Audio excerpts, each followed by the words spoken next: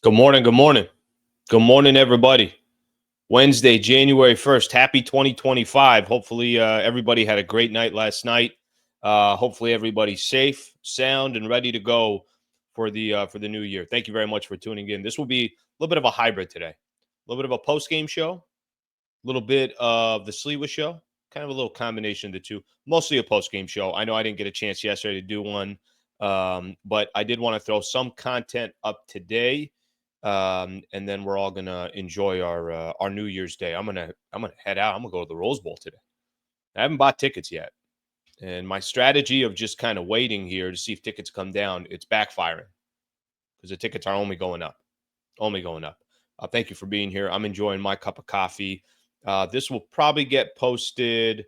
I don't know, maybe 10:30, something like that. So whenever you're watching it, hopefully you're getting some content here that you were looking for. And I'll be back tomorrow morning with a live show. I'll be back tomorrow night with a live post-game show. Friday, another live show. So we'll be back. Actually, the next 2 days, Thursday and Friday, two Sliwa shows, two post-game shows. I know they go Thursday, Friday, back-to-back here at Crypto.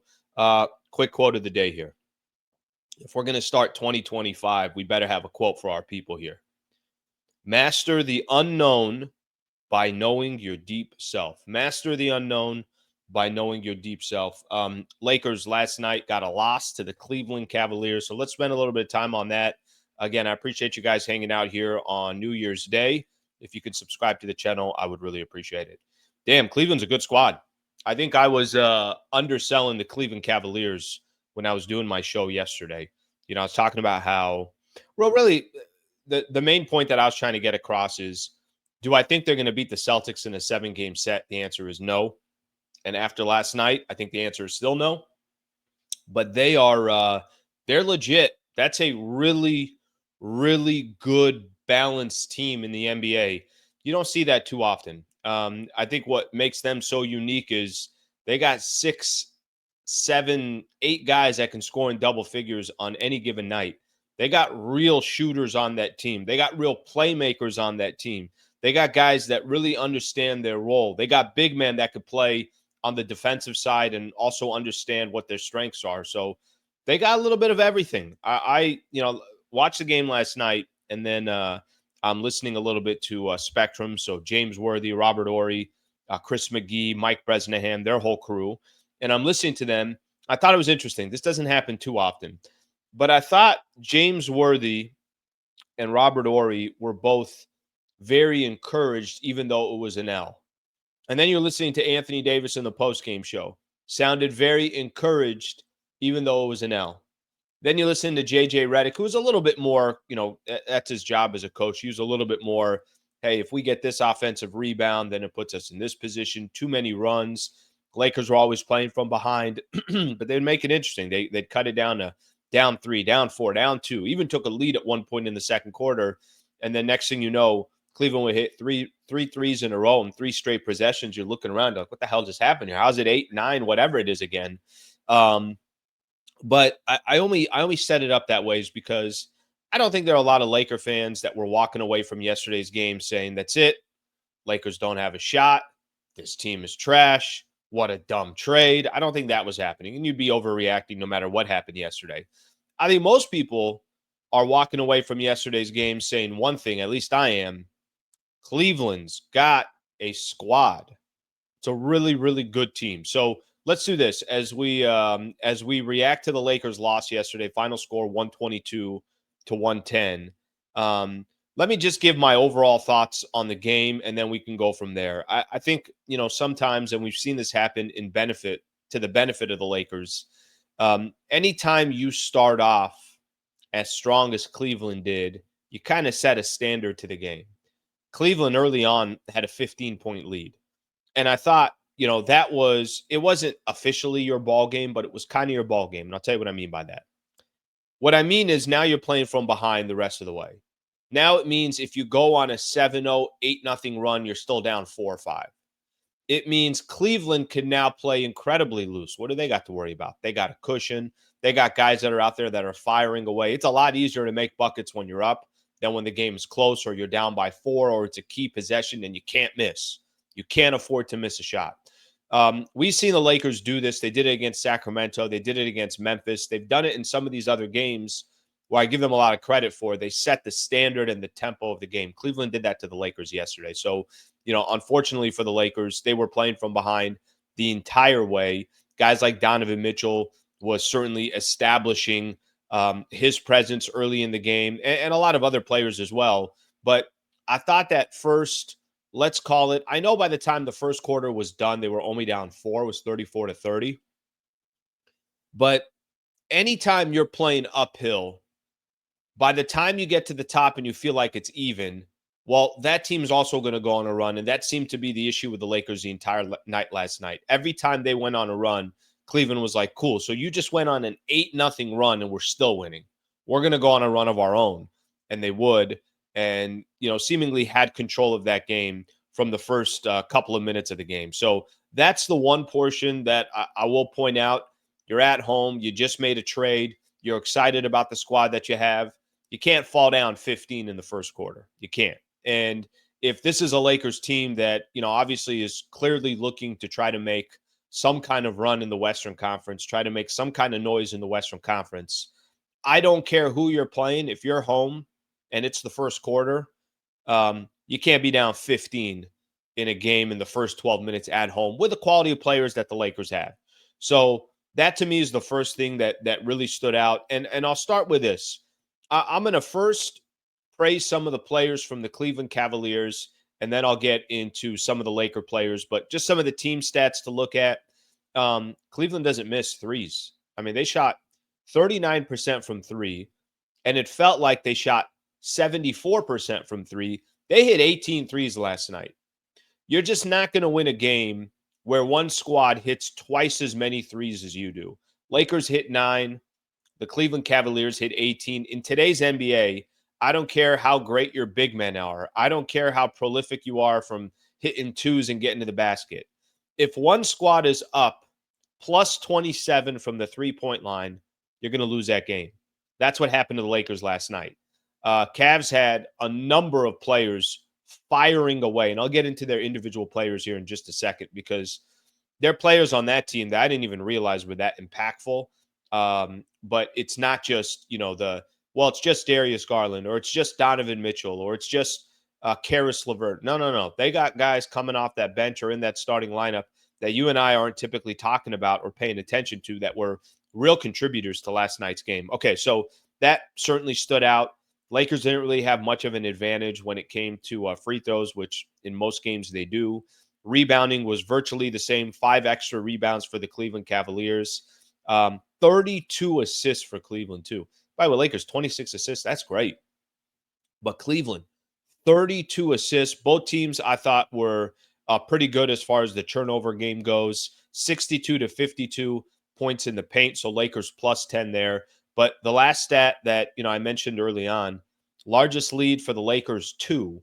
Largest lead for the Cleveland Cavaliers, 16. They always had a cushion the entire game, and the Lakers were having to play uphill the entire time. All right, let's talk about some of the individual players. I'll get into Cavs first, and then we'll go into the Lakers. Donovan Mitchell, stud, 26, 4 and 4. Didn't shoot all that great from the field, but he hits dagger threes. And by the way, Donovan Mitchell likes hitting threes when your defense is at its best. He was hitting threes over Austin Reeves where just a hand directly in his face. He's like, yep, I'm going to go ahead and cash this one out right now. Donovan Mitchell hit 6 threes for them yesterday. Darius Garland didn't have a good game. And by the way, Donovan Mitchell didn't shoot effectively from the field as well. Garland went 5 of 16. Donovan Mitchell went 8 of 20.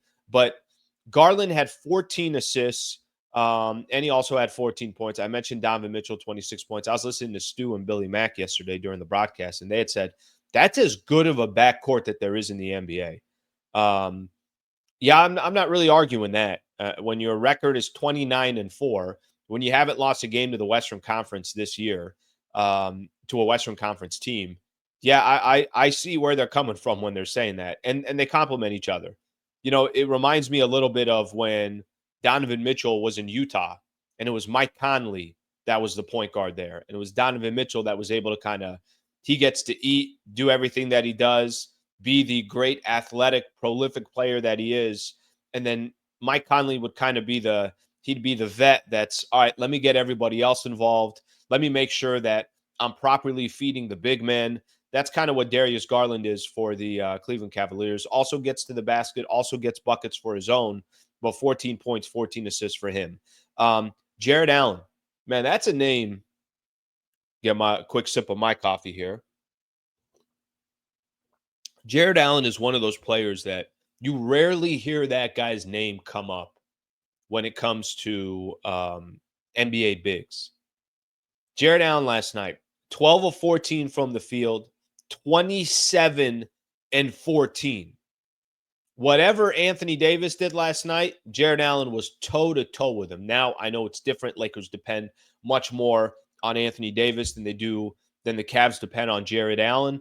But 12 of 14 from the guy doesn't miss. Every shot he takes is 3-4 feet from the basket. He knows his game. I was talking about when we just started the show, I said that the thing that I like about the Cavs, all these players know what their strengths are. All these players are not trying to be something that they're not. They're just playing their own game. Really impressive night for Jared Allen.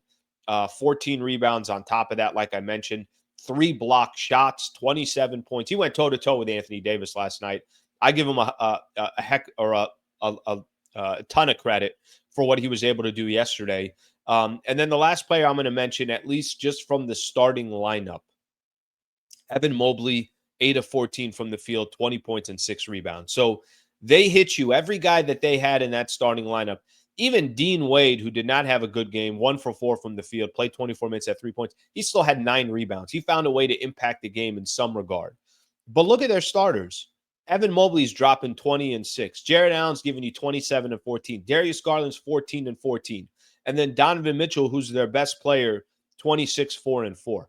That's a damn good starting lineup. All right, now the question is, well, is there a big drop-off when you go to the bench? How good was Max Strus yesterday? Every shot Max Strus took, he had 4 threes. He was 5 and 9 from the field, shot 50% from the three-point line. Every shot he took was in some kind of motion, some kind of action, catch and shoot, but leaning to his right. Even got an and one on a 3 that he took. Max Strus was phenomenal yesterday. I never mentioned anything about Georges Niang. I didn't mention anything about Karis LeVert, who's a nice player as well. But they have, like I said, they got 6 guys every single night that can easily give you double-double. Niang was 1 point away from making it 6 players in double figures. They got a really, really impressive squad. I no need to really talk about them come playoff time, but my only concern that I would have with them is, do they have a reliable two-way wing when they go up against the Boston Celtics or when they go up against the New York Knicks? That'd be my one question about the Cavs, because they got a lot of strengths. They got a lot of good players. But if I'm them, I was mentioning this. I know I mentioned it on the show yesterday. If I'm them, if I'm the Cavs, I'm trying to go all in right now. Right now.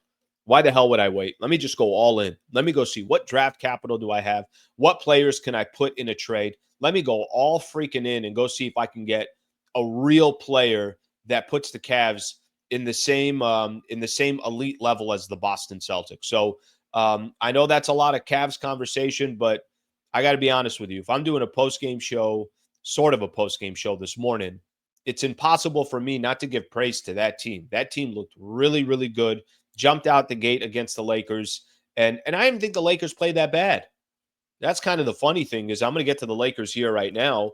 I didn't think the Lakers were awful. I didn't think the Lakers were terrible. I didn't think the Lakers, had one of their worst games. Now, they didn't help themselves from the three-point line because they shot 25%. AD was talking about in the post-game show yesterday. So much of what they do, it's going to come down to how good they play defensively. I didn't think they played awful against the Cavs. I mean, listen, there's some possessions. Yep, some wide open threes. Cavs moving the ball. Maybe an offensive rebound that they end up getting a bucket on. You can't foul the three-point shooter. When Max Strus got fouled for the and one from 3, makes it a 4-point play. I'm not telling you it was perfect, but what I'm telling you is, damn, Cleveland was also hitting a ton of shots. Cleveland was also playing elite. Cleveland was also playing great basketball. If this was a playoff matchup right now, Lakers would come into game 2. It's like, all right, let's start making our adjustments. It's not. That's it. You're not going to play these guys again unless both squads made it to the NBA Finals. But give Cleveland their credit. All right, let's look at the Lakers side here real quick. You guys watching what Austin Reeves is doing these last couple of games? That dude is so crafty. I know it's coming off a loss, but it doesn't mean that we can't highlight some of the positives for the Lakers here. And then, of course, point out the negatives as well. Um, Austin Reeves last night had 35, 10, and 9. Those are monster numbers. Was it the last game that he had 26 and 16? I mean, those are big time. I don't care. I don't care if it's a regular season game. I don't care what level that you're playing at. If you're in the freaking NBA and, obviously representing the Los Angeles Lakers, if you're able to get to the free throw line as a guard 13 times, if you're able to shoot 11 of 20 from the field, if you're ever able to play 38 minutes and still drop 10 dimes and also get 9 rebounds, and like I said, 35 points, those are big time numbers from Austin Reeves. So give Austin Reeves some credit. I mean, this guy, clearly without D'Angelo Russell now on this team, he's going to be relied upon to be more of a ball handler and to kind of try to get the Lakers set up. And there's going to be times Bron's not in there, but Reeves is in there. It's funny. Last night, I kind of found myself a couple different times when Reeves wasn't in the game. I'm like, guys, got to get Reeves back in. Got to get Reeves back in. The ball's not moving enough, or there isn't a real attacker, or there isn't somebody that is a threat to get to the free throw line. I mean, clearly yesterday the Cavs put all their attention on Anthony Davis, and I think we're probably saying to themselves, I know they didn't want to give up 35, 10, and 9 and have somebody shoot over 50% from the field, but there was a part of the Cavs that was saying, okay, if Reeves gets going, is there any way we could just kind of slow down Anthony Davis? Well, slowing down AD meant he still shot over 50% from the field. 28 points, 13 rebounds, 3 steals, 2 block shots. Not really much more you can ask for from Anthony Davis. But let me tell you why the Lakers lost this game yesterday. While Reeves dropped 35, while LeBron gave you 23 and 7, shot 50% from the three-point line, and while Anthony Davis dropped 28 and 13, the difference of why the Lakers lost that game last night against the Cavs, they didn't have a Max Strus that was going to give them 15. They didn't have Evan Mobley, another player out there that was going to give them 20. And I think that's what was missing yesterday. Rui Hachimura was just 3 of 10 from the field, 7 points. They needed Rui to have 18. Let me throw a couple other players in here as well. Dorian Finney-Smith plays his first game as a Laker. He had 2. They needed him to have 10. That's what they needed yesterday. They needed Max Christie to have 10 or 12 points. And I'm not telling you that a shootout is a good idea to win a game. They certainly needed to get some stops. They could have done a better job defensively. But the difference last night is the Cavs basically had 6 guys scoring double figures. Lakers had 3. Now, they had monster numbers from the 3 that got it. I get it. Austin Reeves dropping 35. Well, if he had 25 and, Rui Hachimura had 15, it's still the same, or 17, it's still the same point total. And you got another guy that scores in double figures. But to me, that was the difference of the game.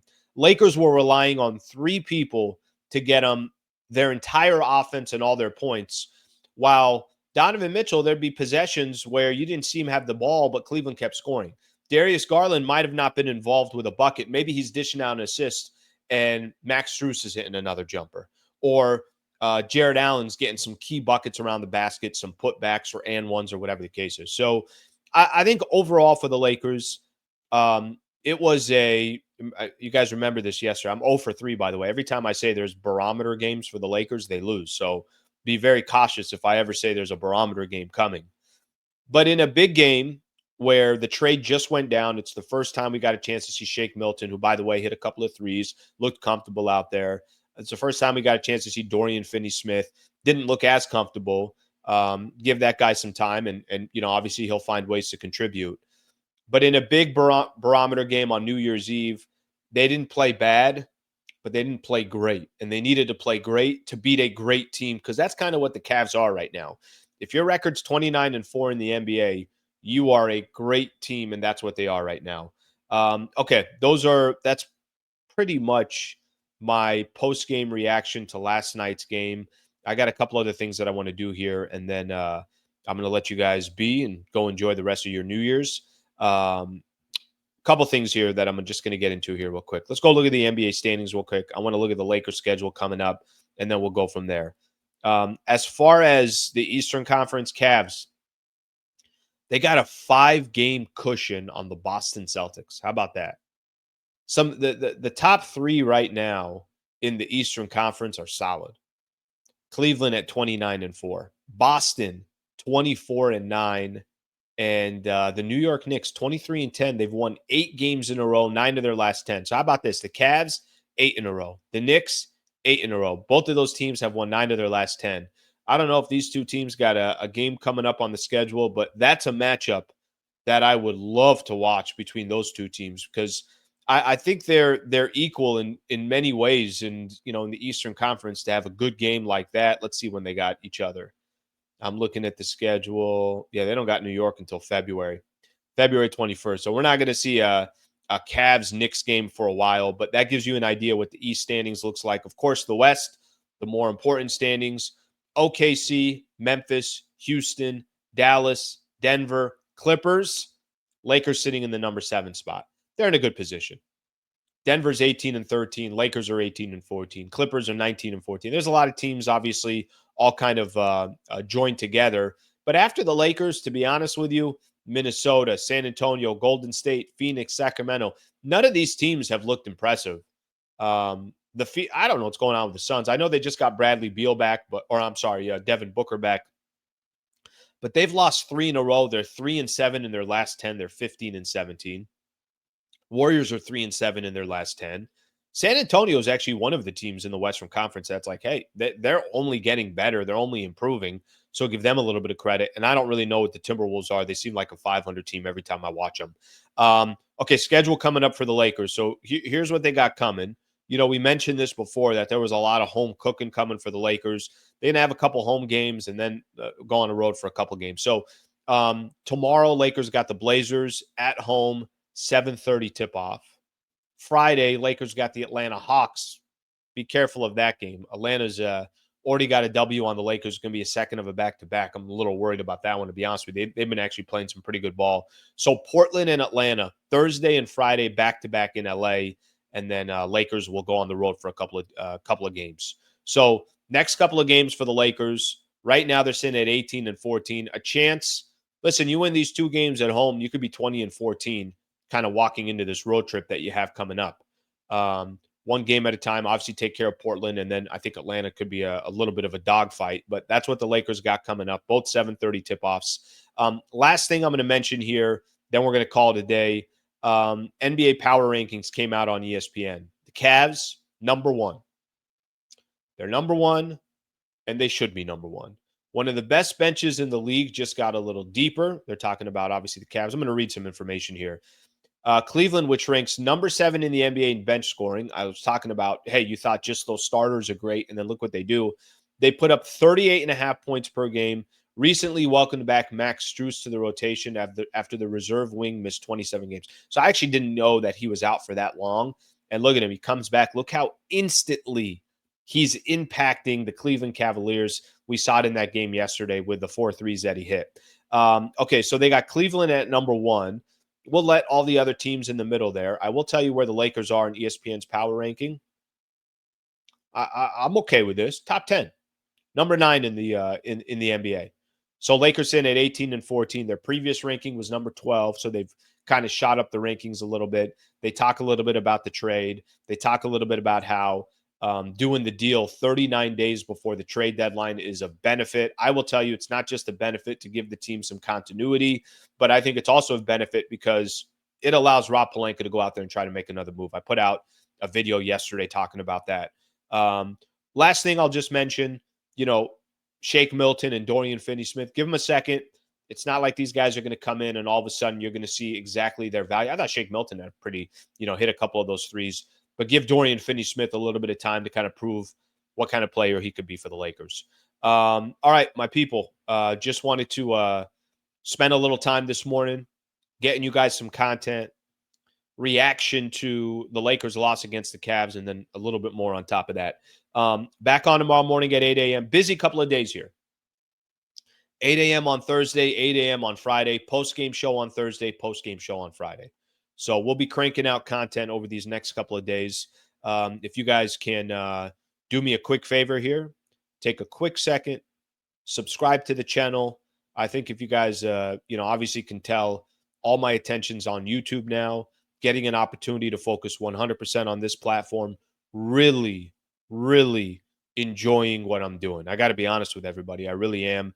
A lot of stuff going on behind the scenes, working on some different partnerships and things along those lines. So I think some of those will come to fruition here over the next month or so, 2 months or so. So continue to kind of try to build this as a business and make this my, obviously my day to day. So thank you for being here. Subscribe to the channel. Lakers lose to the Cavs. Next game coming up tomorrow. I will see you guys tomorrow morning at 8 a.m. Thank you very much for being a part of the show. Hope you guys have a great first of the year. And I will take off and go to the Rose Bowl. Go see what that's all about. Never been to a Rose Bowl game before. Ohio State versus Oregon. Should be a fun game. All right, guys, have a great rest of your day.